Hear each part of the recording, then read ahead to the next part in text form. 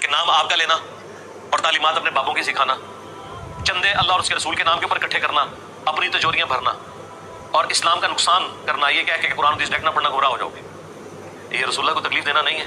جو لوگ بھی رسول اللہ کو اذیت دے رہے ہیں لہم عذاب علیم، ان کے لیے دردناک عذاب۔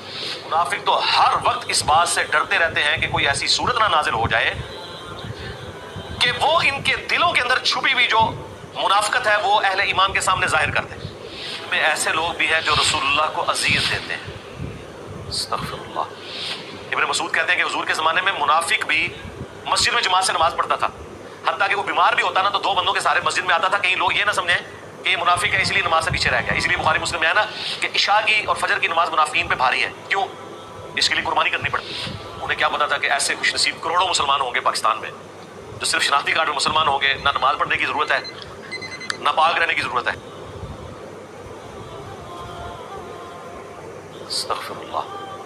وَيَقُولُونَ هُوَ أُذُنٌ، اور کہتے ہیں کہ یہ تو میرے کان ہی ہے، یعنی رسول اللہ صلی اللہ علیہ وآلہ وسلم منافقین کے بہانے سن کے نا تو اس کو ایکسیپٹ کر لیتے تھے۔ حالانکہ آپ کو بھی، مجھے آپ کو فیس ریڈنگ سے پتہ چل جاتا ہے، تو ایک شخص جس کا 22 سالہ دعوت و تبلیغ کا تجربہ ہو اور وہ اللہ کا پیغمبر ہو، اسے نہیں بوتیاں دیکھ کے پتہ چلتا کہ یہ مجھ سے جھوٹا بہانہ کر رہا ہے کہ میں بیمار ہوں یا میری بیوی بیمار ہے۔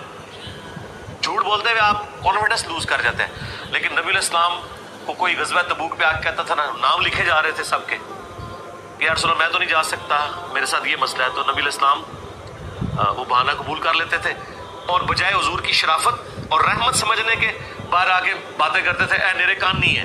یعنی جس طرح کان ہے نا، کان کا کام صرف سننا ہے، کان کے اندر عقل نہیں ہوتی، عقل تو دماغ میں ہوتی ہے نا، تو بس یہ انسٹرومنٹ ہے سننے کا، اسے یہ پتہ ہی نہیں ہے کہ ہم اس کے ساتھ جھوٹ بول رہے ہیں اور یہ دھوکے کا شکار بھی ہو رہا ہے، نعوذ باللہ۔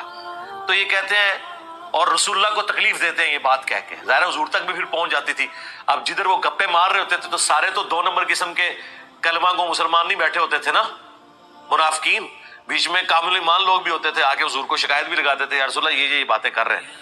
اب حضور نے کیا جواب دینا ہے؟ اللہ کو اتنا جلال آیا ہے، اللہ نے خود جواب دیا ہے کہ اے نبی ان کو یہ جواب دو، قل اذن خیر لکم، رسول اللہ کو جو تم کان کہہ رہے ہو نا، تو ان کا یہ سننا تمہارے لیے خیر ہے، یہ کان ہونا۔